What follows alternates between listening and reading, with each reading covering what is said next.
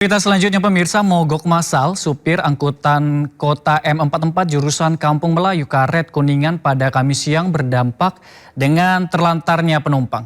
Mogok ini sebagai bentuk protes tumpang tindihnya trayek dengan angkutan Jaklingko.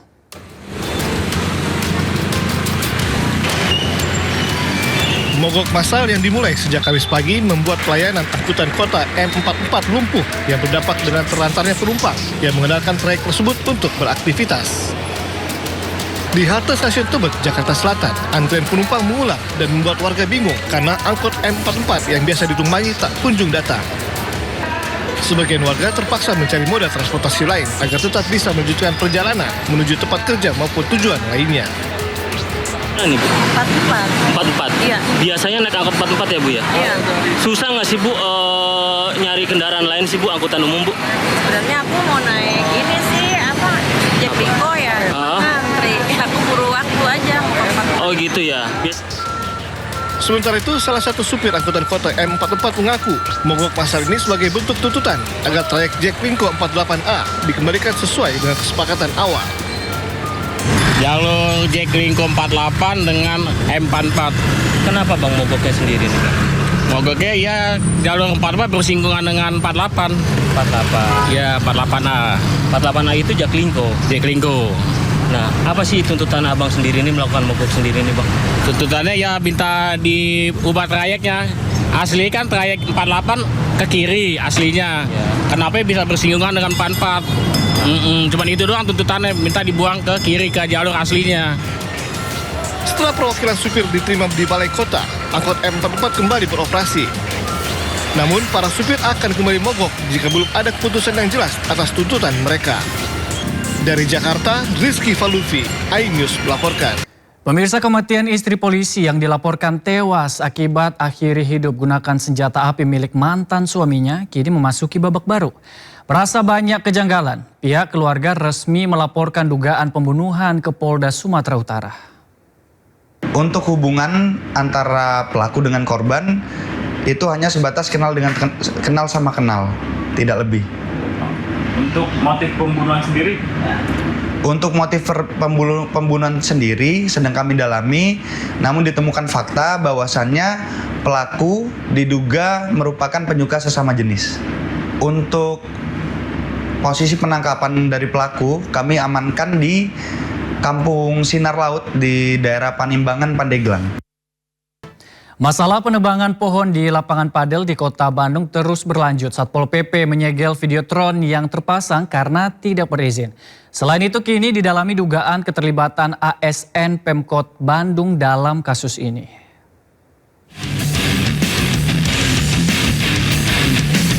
Satuan Polisi Pamong Praja Kota Bandung menyegel videotron yang terpasang di bangunan Padel 69 Jalan RE Marta Dinata. Penyegelan berdasarkan hasil berita acara pemeriksaan yang menyatakan videotron tersebut belum memiliki izin penyelenggaraan reklame. Penyegelan juga menjadi tindak lanjut atas kasus penebangan 10 pohon tanpa izin di kawasan tersebut. Hasil pemeriksaan menunjukkan penebangan dilakukan karena pohon dianggap menghalangi pandangan ke arah videotron. Rasanya itu berdasarkan berita acara pengakuan, makanya kita lakukan. Kenapa? Karena dia melakukan itu karena menghalangi view daripada videotron yang dulu. Jadi, artinya bari pohon yang ditebang ini karena menghalangi videotron ini, Pak? Betul, gitu. Dan inisiatif dia sendiri ya, udah jelas. Sementara itu, Wali Kota Bandung Muhammad Farhan menegaskan pihaknya serius menangani penebangan 10 pohon di lapangan Padel 69. Selain telah memberikan sanksi terkait pelanggaran Perda, kini juga diusut dugaan adanya keterlibatan ASN Pemkot Bandung. Tentu ada pertanyaan, apakah ada ASN yang terlibat? Itu sebabnya Pak Sekda dan Pak Inspektorat sudah saya berikan tugas untuk mendalami apakah ada kemungkinan ASN Pemkot Bandung terlibat. Apabila memang ada yang terlibat, maka akan dikenai sanksi yang sesuai dengan peraturan perundang-undangan. Sebelumnya, setelah terbukti melanggar Perda Kota Bandung, pengelola 69 disanksi kewajiban menanam 1.000 pohon pengganti serta membayar denda 100 juta rupiah. Dari hasil pemeriksaan sementara, penebangan pohon dilakukan subkontraktor yang mengerjakan pembangunan taman. Dari Bandung, Jawa Barat, Billy Maulana Finkran, iNews melapor. Pemirsa, Kapolri Jenderal Polisi Listio Sigit Prabowo merespon isu yang beredar mengenai adanya surat presiden atau surpres terkait pergantian dirinya sebagai Kapolri. Sebelumnya DPR membantah telah menerima surat Presiden terkait pergantian Kapolri.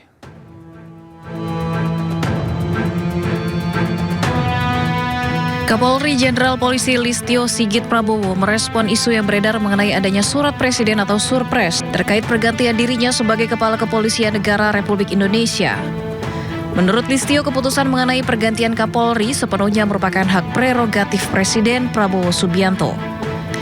Listio pun siap mengikuti apapun keputusan yang diambil oleh Presiden. Itu kan prerogatif Presiden. Jadi ya buat kita prajurit kan apapun dilaksanakan. Nah, kita menunggu saja. Enggak ya sama sekali ya. Sangat tidak. Sementara itu, Kepala Badan Pengendalian Pembangunan dan Investigasi Khusus atau BAPISUS, Aris Marsudianto menyatakan agar publik menunggu waktu terkait isu surpres pergantian Kapolri. Ada nggak, Pak? Alah, tunggu tanggal waktunya.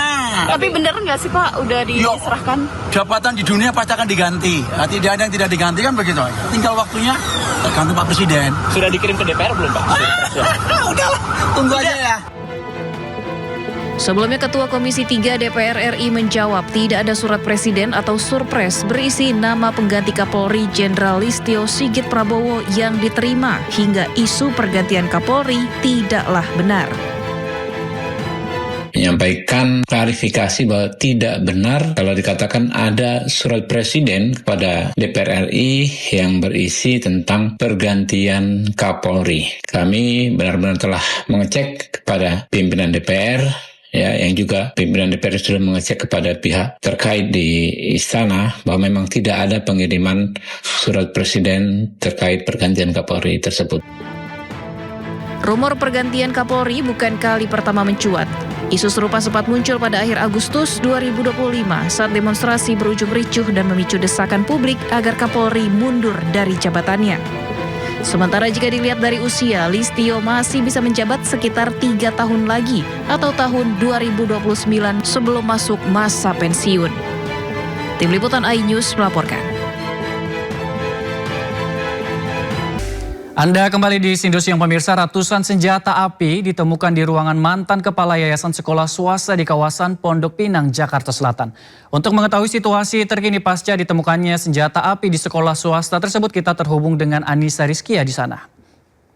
Ya Anissa, seperti apa situasi sekolah saat ini dan apakah sudah diketahui motif dari temuan senpi tersebut? Ya, selamat siang Ardi dan juga pemirsa. Kalau kita berbicara mengenai situasi saat ini di depan Sekolah Islam Harapan Ibu, Pondok Pinang, Jakarta Selatan, di mana ini memang proses dari belajar mengajar masih berjalan normal.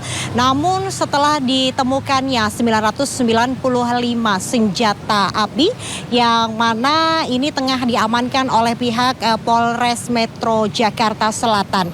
Dan untuk penggeledahan tengah dilakukan sebanyak 2 kali, informasi yang kami dapatkan dari pihak sekolah, dan informasinya nantinya akan dilakukan penggeledahan yang ketiga di salah satu bunker ataupun tempat gudang yang sebelumnya belum dilakukan penggeledahan. Berarti nantinya akan ada sejumlah barang bukti juga yang akan didapat oleh pihak penyidik guna pendalaman kasus yang mana kini tengah ditangani oleh Polres Metro Jakarta Selatan. Ardi dan juga pemirsa, kalau kita lihat memang situasi di sekitaran sekolah ini memang dijaga ketat oleh pihak keamanan. Sedari tadi kami sampai, ini memang dari awak media dibatasi tidak bisa mengambil gambar di area dalam. Kami hanya diperkenankan di area luar ataupun di depan gerbang utama sekolah Islam. Yang mana kini dari pihak kuasa hukum yayasan menyatakan bahwa proses dari penyelidikan dari kepolisian ini diharapkan dapat mengusut tuntas karena memang kepemilikan 995 senjata api ini masih dipertanyakan. Selain itu juga ada temuan narkoba dan juga CD film dewasa yang ini kepemilikannya masih belum terkonfirmasi. Dan kami pun juga masih terus mengawal dan tentunya kita akan menunggu rilis resmi dari pihak Polres Metro Jakarta Selatan. Untuk sementara saya kembalikan kepada Ardi yang ada di studio. Baik, Anissa Rizky, terima kasih atas laporan Anda. Selamat kembali bertugas, teman-teman. Pemirsa, ratusan senjata api ditemukan di ruangan mantan kepala yayasan sekolah swasta di kawasan Pondok Pinang, Jakarta Selatan. Tak hanya senjata api, di ruangan juga ditemukan narkoba dan CD porno serta alat cetak peluru.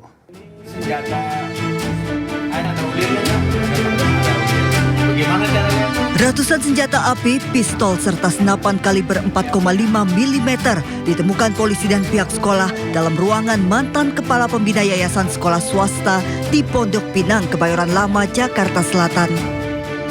Tak hanya senjata api, dalam ruangan ini juga ditemukan alat cetak peluru, narkotika jenis sabu dan ganja, serta sejumlah CD porno. Sekolah meminta pendampingan polisi membuka ruangan yang selama ini tertutup dikunci oleh eks-ketua yayasan untuk digunakan keperluan belajar mengajar. Eks-ketua yayasan sudah dipecat karena penyalahgunaan keuangan. Persisnya senjata itu apa saja, jenisnya bagaimana, kewenangan penyidik ya untuk melakukan verifikasi. Sehingga kami minta ada uji forensik juga terhadap senjata itu untuk memberikan kepastian bahwa senjata ini milik siapa juga, jenisnya apa dan sebagainya. Tapi teman-teman sekalian, buat kami sebagai sekolah, yang jelas penyimpanan senjata di tempat sekolah pasti dilarang oleh undang-undang. Pasti dilarang, pasti tidak diperbolehkan. Kenapa? Karena senjata api yang ditemukan tersembunyi dan berada di bawah tumpukan parang. Yang itu memang dilarang untuk digunakan kecuali untuk olahraga karena mematikan. Jadi kok bisa ada di situ? Pertanyaannya. Mereka buat silent di situ dengan cara menumpuk seperti barang biasa. Ternyata begitu saya buka, isinya seperti itu. Lalu tiba-tiba ada lagi yang lain, shotgun kaliber 12.70. Selain mengungkap asal-usul senjata dan narkotika, sekolah juga meminta polisi menyelidiki pihak yang bertanggung jawab atas penyimpanan barang-barang berbahaya di lingkungan sekolah. Dari Jakarta, Rizky Fahlupi, iNews melaporkan.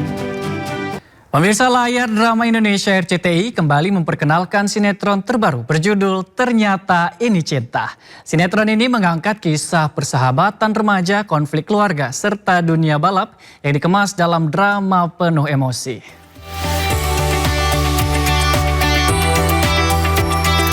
Melalui press conference yang digelar di MSC Theater Jakarta, layar drama Indonesia RCTI memperkenalkan jajaran pemain serial Ternyata Ini Cinta. Di antaranya Elsa Japasal, Ari Irham, hingga Bertrand Peto.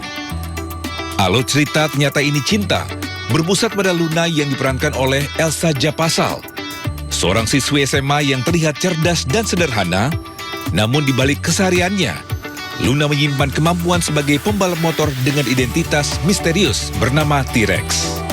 Serial garapan MNC Pictures ini diyakini mampu menjadi tontonan menarik masyarakat Indonesia melalui kisah persahabatan remaja yang dikemas dalam drama penuh emosi.